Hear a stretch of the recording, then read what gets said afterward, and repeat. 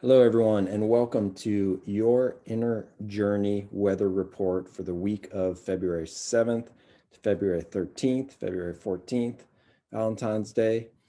And this is your Inner Journey weather report where we utilize archetypal astrology to understand the energies around us, arising around us in the collective and arising within us. And we understand how those energies can inform our inner journeys and how our inner journeys can in turn transform those energies in the collective and arising within us. I'm James Moran, archetypal astrologer, and we'll get into it today. Actually, before we look at the specific energies arising this week, in honor of Mercury retrograde, let's back up a little bit and talk about specifically why, from the astrological perspective, one of the reasons why inner journeys are so important. Inner journey can be any inward investigation. That's meditation, yoga, psychedelic journey, dream work, art therapy, any sort of exploration of the realm within. And so one of the reasons utilizing archetypal astrology that inner journeys are so important for our own psychospiritual health and the psychospiritual health of our collective has to do with the symbolism of the sun and the moon in archetypal astrology. So the sun and the moon, the actual physical sun and the moon, when we look at the sun is the center of the solar system, and it is the physical body that enlivens the solar system. It's also the central hub that holds the solar system together, and also the central point from which radiates out life force energy that vitalizes the solar system. And in the symbolism, astrological symbolism of the sun, has to do with the central sense of identity that holds us together, the I, the me, the hub that holds together our lives. We have a sense that I have an I, a me, my name. And also, just as when the sun arises in the daytime, everything comes to light. Everything becomes we become conscious and aware of everything because everything comes to the light of day. So similarly, the symbolism of the sun is associated with our awareness, our conscious awareness, and also our conscious will, that which brings things to light in our life so that we feel we understand them, we are clear. And the sun is also associated with the sense of purpose, sense of life purpose, that we also, a sense of agency, because when the sun rises in the morning, we can step out of our house and we can see where we're going. We can have a sense of agency. We can feel vitalized by the sun, and we can feel that we step out into our interface with the world, and we can step into our life purpose. The symbolism of the sun, the symbolism of the moon has to do with the moon is more visible at night using the reflected light of the sun. The moon is more visible at night. Night is the time when things are more dark, they're more relative. There's not as much clarity there.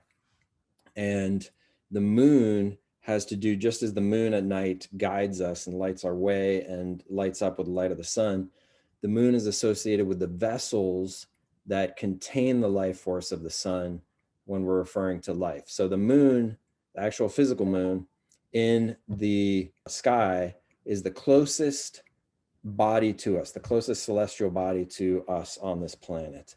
And so similarly, the moon is associated with that which is so close to us that it's almost hard to see sometimes because it's so close to us. And it's also associated with the vessels that hold the life force. So if the sun is the vitalizing force, the vessels that hold the life force would be, for instance, the body. The body is the vessel that holds our life force within it. When our life force leaves, the body doesn't leave necessarily. It sticks around for a while and then decays. But we can see that, oh, this was a vessel that held the life force. Similarly, when a baby's born, it's not independent yet. It doesn't immediately go and move into its own place and have its own career. It hasn't individuated yet. The baby is born into a fabric of a vessel, of a support net that's known as the family. That is the support structure and the kind of the vessel which holds the life and supports that dependent life of the child. That's very lunar. So the body is very lunar. The family is very lunar. Going out from there, we have the community. We are nestled, embedded in a larger vessel that holds the life force of the community, the state, the nation, the ecosystem, the planet. These are all nestled circles of increasingly widening concentric circles of support vessels that hold the life force energy. These are all lunar. And so the lunar energy and the solar energy and the balance between the two are very important for our psychospiritual health. The reason being that the moon is associated with our connection to life. We cannot connect and be embodied in life unless we have a vessel through which to do that, unless we have a body, unless we have a connection to others, an emotional, relational fabric of which we are a part. And even our own emotions are a system within us, a lunar system with its own balances and its own kind of self-regulating characteristics. So even connecting to ourselves, we need the moon. What happens though is that the moon is associated with oftentimes that which is so close to us that it becomes unconscious, and it becomes a sort of fabric that holds us down and holds us within behavior patterns. What's associated with the moon, besides the family, the body, the community, the earth, is also the childhood and the mother. So the childhood is associated with the moon, and the mother is associated with the moon. The mother is easy to see as being associated with the moon because we're all born from mothers, and we all were unified within the mother. So the mother was actually the physical system that, with its womb, that held us. And then we get born from that into our own body, but we are part of the mother. So that's the lunar system that holds the life force energy. And when we're born, there's a sense of great pressure and being pressed out of the birth canal. And there can be a sense of that the lunar energy is placing great weight on us, and it can feel we can store memories in our tissues of a sense that the lunar energy is kind of a heavy pressurizing energy. And of course, that's actually all in service of us being born we have to go through a thin portal in order to expand out into a wider life being here in the world. And similarly, when we die, we go through another portal into another wider expression that we don't know of yet. And it's similarly, so the body at that time becomes a kind of like a narrow passage. As it dies, we enter out into, something else. And so the moon is associated with that. We kind of have an unconscious association there of the moon with being born, being linked to a system in which we are embedded in a system, the womb, but then we get pressed out of that womb and ejected from that womb. There's a lot of symbolism in different stories and religions and traditions. The Garden of Eden, for instance, the rejection from the Garden of Eden, the place where all needs are taken care of, and then there's a sense of rejection. So there can be a sense that there is a kind of a rejection, or that we are nestled in we are nestled and taken care of, and then we get rejected. But actually we're not getting rejected. We grew too big for that system to hold. We weren't meant to stick around in the womb anymore. We were meant to go into a larger, expansive experience. And so that is actually still the lunar. That's a larger context, a larger lens that we can place upon the lunar system, is that within the lunar system we grow. We're nestled in a system, we grow. We have to exit that system and go into a new system and grow. And like that, cycles of the moon, just like cycles of lunar systems, just like we see the cycles of the moon. It grows, it shrinks, it grows, it shrinks. So another association with the moon is that when we're in childhood, when we leave the womb and we become embedded into a relational system of family and just relational system with other humans, we need to keep that relational fabric close and tethered to us, because we're children somewhat helpless. And so we very much rely on that fabric of social connection, to feel connected to life, and also to feel that we can survive. That's part of our inbuilt survival mechanisms from early evolution. And so what we do is we generally speaking, most humans alter their behavior and contour their behavior in childhood, to try to end up in a situation that will guarantee an emotional connection, that will guarantee an emotional continuation of emotional, social fabric of connection. Because the lunar side is so sensitive that it is very sensitive to, even when we're children, just like when we're children, we're very soft, and we're emotionally soft too, and we're very emotionally dependent. So lunar side is very emotionally dependent, very soft. And so it can feel the slightest little tremors in that emotional fabric that kind of can portend of any type of disconnection from that emotional social connection that we need so much. So we contour our own behaviors. We start playing roles. Most humans do this. We start playing roles as children, and even into older years, we start to play roles, not because we want to play roles, but because our inbuilt instincts for survival think that that's going to guarantee the sense of connection that we need to survive and that we need to feel connected to life. And then as we grow older, that behavior pattern becomes a behavior pattern, playing a role. That behavior pattern is so close to us, just like our body is so close to us, just like the moon is the closest celestial body to us, that we can become unaware of it. We can't really see it. We just feel that, just like when the baby goes through the birth canal and they feel like there's pressure on them and they don't know what's happening. They feel that they're being crushed. They don't know that they're being born, actually. So also we can feel that there's these behavior patterns that are really keeping us down, keeping us stuck on a level, and we want to be free of that pressure. And so, and it can keep us locked into relational patterns with family members, with friends, with coworkers, with different people in our lives, with ourselves, with our own emotions, our emotional patterns. And so the sense there is that because it's so close, because it can be so unconscious, that we can't see it. We just feel trapped by it. We feel it's heavy, but we can't quite locate it. Kind of like at night, things aren't clear, it's dark. And we want to be free of that thing, but we don't know quite how, because we can't see it because it's so close to us. And it's so lunar, it's so subjective, it's so associated with the night. It doesn't have clarity.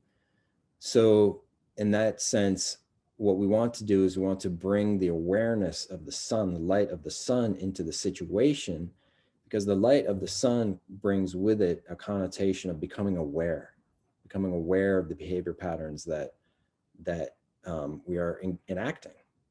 And when we become aware of them, they rise. We can see them, like in the daylight. If you're trapped in a maze of like a topiary maze, a maze of bushes or something at night, and you just don't know like how to get out. But then in the light of day, it's like you can see. Okay. So similarly, when we engage the light of the sun, we can feel that, we can understand, oh, this is what happened. This was what happened in childhood. This is what happened in my subconscious behavior patterning, conditioning.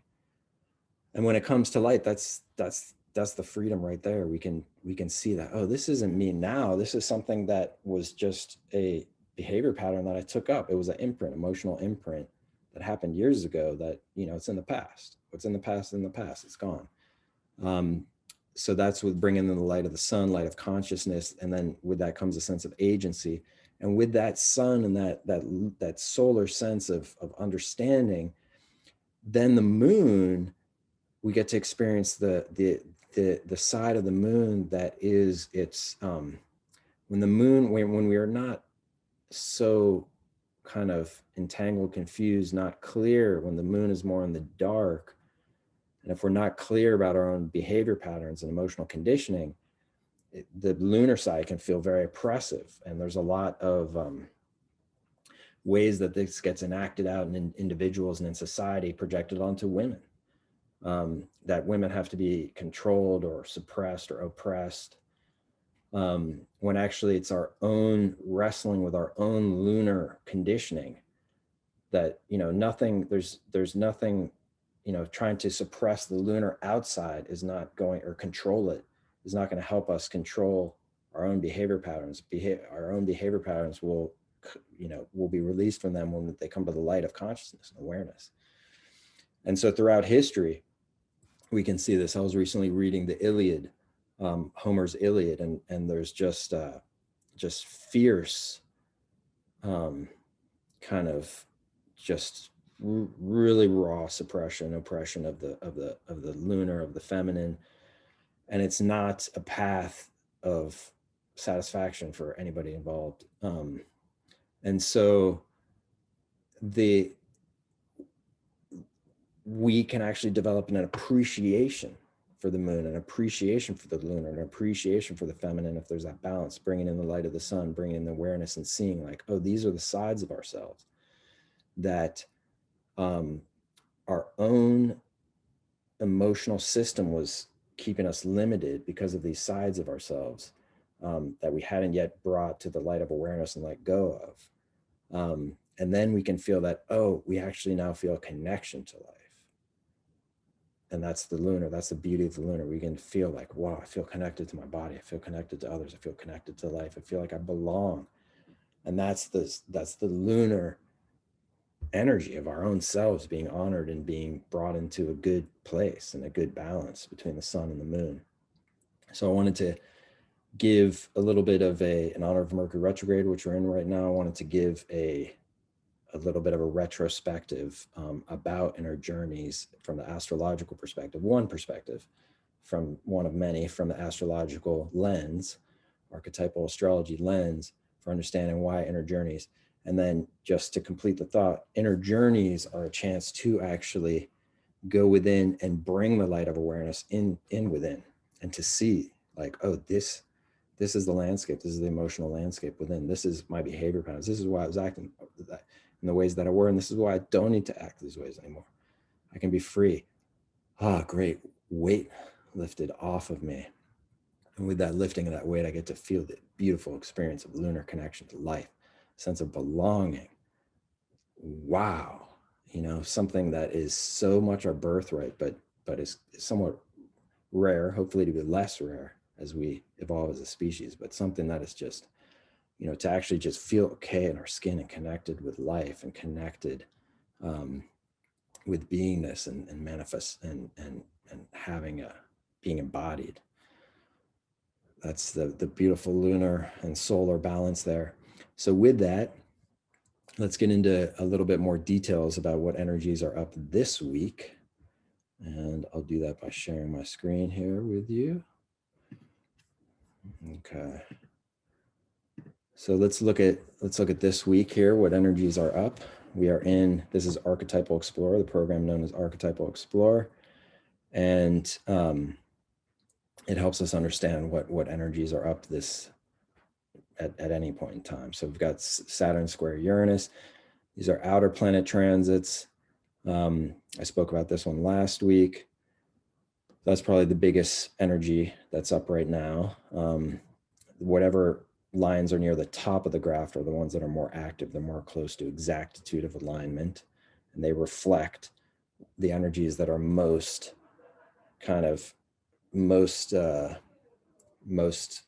salient right now. So Saturn square Uranus, it's got descriptions down here, positive ways it can show up: harmonious synthesis of the impulse for change and the impulse for order. Okay. Challenging manifestations, disruption of the status quo, upsets, mistakes, structural destabilization. So this energy here is something that we want to engage internally in our inner journeys, that there's a kind of an inner revolution that can happen between structures, Saturn, and Uranus, the archetype of freedom, so that we can rearrange the structures inside so that they allow us more freedom within ourselves.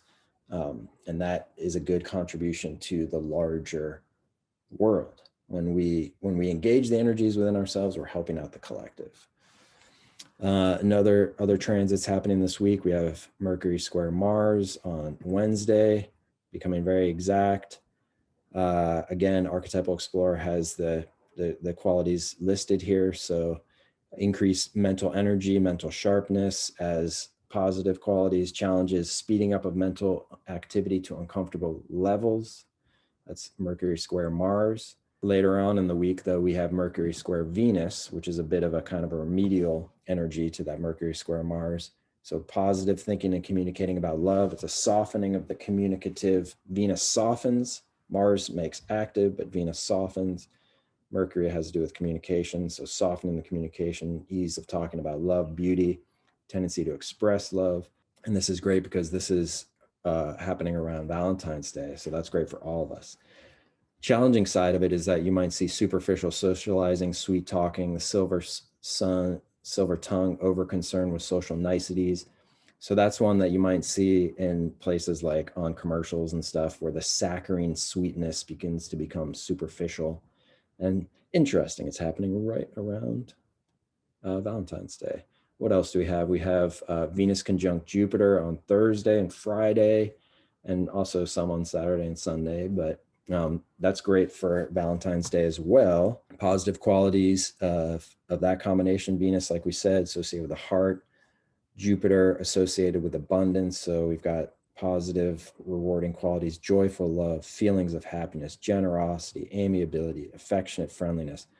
Challenges can be romantic or sensuous overindulgence, like too many sweets, too many chocolates, eating too many chocolates, excessive desire to be wildly admired and loved. How do we engage this in inner journeys, even if we're, engaging in the outer world? Is that one way to do it is just note that these planets reflect archetypes arising within us. And so we can just appreciate, we can see there's a lot of fanfare around love, Venus conjunct Jupiter. If there's a lot of silver tongue, a lot of talking in a sweet way, Mercury conjunct Venus, that's fine. We'll just see it. We'll see both sides of it, and we'll realize that the archetypes are at play now, and we're all part of one harmonious, our archetypal orchestration and beautiful kind of symphony and choreography. And that itself is a kind of a Mercury Venus way of looking at it, because we're perceiving Mercury, thinking and perceiving in a way that's very harmonious, Venus. And so Archetypal Explorer here, I'm going to include a link so that you can check it out and you can have a free trial. It also gives you the ability to look at your own transits at this time. That's what I pulled up here. So where did the world transits land in your chart, in your personal chart? How do they show up for you personally? Like for me, midweek, I have Sun squared Jupiter. Transit qualities, rewarding side, personal expansion and elevation, growth, happiness, success, recognition. Challenging qualities, inordinately expansive impulses without adequate grounding. So now I'm aware of that. I can kind of just be aware and just go through that midweek with just kind of like an informed sense. I have Mercury opposite Saturn towards the end of the week. Transit qualities, good mental organization and realistic outlook. Challenge can be difficulty in communications and mental rigidity. So I just want to be aware of that. So this is Archetypal Explorer. I'm going to include the link. And for those of you that want to understand the deep emotional conditioning inside yourself, like we talked about at the beginning of the video, how you can actually bring the light of awareness into your own being and your own background, your own lunar side, and the whole depth that's revealed in your birth chart. And bringing that to the light of awareness frees us to be our real, authentic energy, free of limiting emotional conditioning. And if you'd like to engage in that, I'm going to include a link to signing up for an archetypal astrology reading with myself. And so thank you so much for joining me here. If you have questions, write them in the comments of this YouTube video, and I'll see if I can answer them next week. Again, thank you, and to your beautiful unfolding and inner freedom.